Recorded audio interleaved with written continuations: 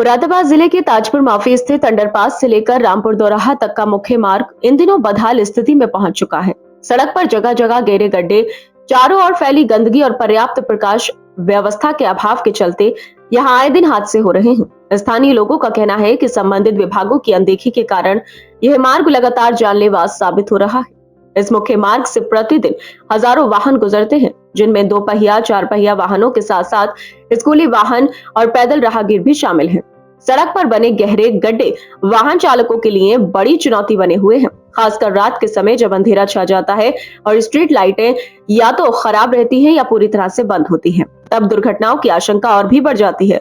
कई बार वाहन अचानक गड्ढों में फंस जाते हैं, जिससे चालक और सवार गंभीर रूप से घायल हो जाते हैं। सड़क की बदहाली के साथ साथ यहाँ गंदगी का अंबार भी लोगों को परेशानी बढ़ा रहा है।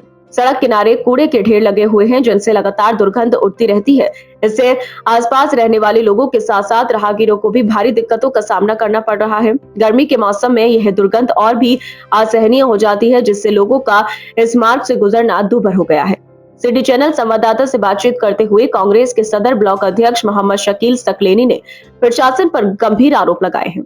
उन्होंने कहा कि ताजपुर माफी अंडरपास से रामपुर दोराहा तक की सड़क लंबे समय से जर्जर हालत में है, लेकिन जिम्मेदार विभाग आंख मूंदे बैठे हैं। उन्होंने बताया कि रात के समय अंधेरा होने के बावजूद सड़क पर गहरे गड्ढे होने के कारण लगातार हादसे हो रहे हैं। इसके अलावा सड़क किनारे कूड़े के ढेर लगे होने से दुर्गंध फैल रही है, जिससे आने जाने वाले लोगों और खास तौर पर स्कूली बच्चों को भारी परेशानियों का सामना करना पड़ रहा है।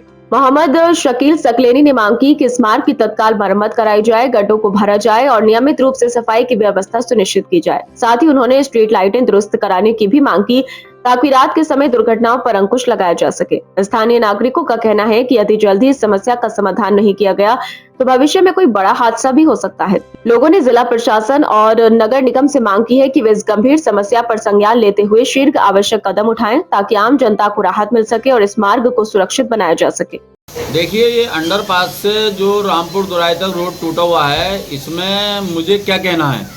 मैं आपको एक बात बता दूं कि ये हमारी सरकार की जो नीतियां हैं वो थोड़ी सी गलत हैं, क्योंकि सरकार हमारी जो रोड पे ध्यान बिल्कुल नहीं दे रही। यहाँ जो अंडरपास में जो कूड़ा पड़ा हुआ है, यहाँ पे गंदगी बहुत ज़्यादा है और लोगों को बीमारियाँ हो रही हैं। दूसरी बात मैं आपको ये और बता दूँ आपके चैनल के माध्यम से कि आलम भाई, यहाँ जो है जर्जर हालत में रोड हो रही है, रोज़ 1-2 एक्सीडेंट हो रहे हैं। अब ये एक्सीडेंट जो हो रहे हैं, आपने देखा होगा एक उल्ली तरफ गड्ढा है, अंडरपास में आप जाएंगे तो उस गड्ढे के हालात ये हैं कि 2 बार तो मैं खुद उससे गड्ढे टकरा चुका हूँ। 2 बार मेरी गाड़ी खुद टकरा चुकी है। तो हालात ये हैं कि मैं आपको क्या बताऊँ, यहाँ के सरकार बिल्कुल ध्यान नहीं दे रही इस चीज़ पे।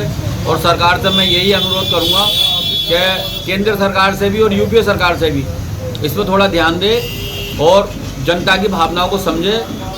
और जनता जब भी ध्यान देगी सरकार पे, जब जनता की भावनाओं को समझेगी।